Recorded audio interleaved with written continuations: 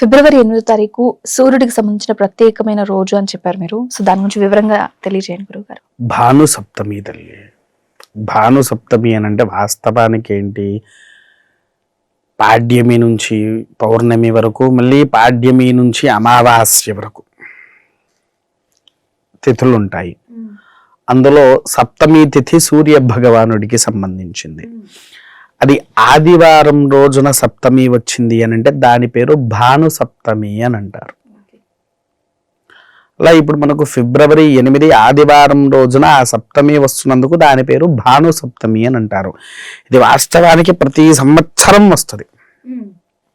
ఎప్పుడు రథ సప్తమి తర్వాత వచ్చేటువంటిది భాను సప్తమి. ఓకే, అందరికీ రథ సప్తమి గురించి ఐడియా ఉంది కానీ ఈ భాను సప్తమి గురించి చాలా మందికి తక్కువగా తెలుసు.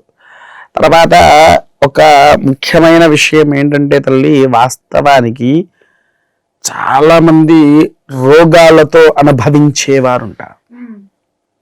క్యాన్సర్ కావచ్చు, బీపీ కావచ్చు, షుగర్ కావచ్చు, ఆస్తమా కావచ్చు, థైరాయిడ్ కావచ్చు, మోకాలు నొప్పులు కావచ్చు, గొంతు నొప్పని, వీపు నొప్పని, అలా ఎన్నో రకాల సమస్యలతో ఇబ్బంది పడుతూ ఉండేవారు ఉంటారు. వారికి ఈ భాను సప్తమి అనేటువంటిది ఒక అరుదైనటువంటి సప్తమి తల్లి.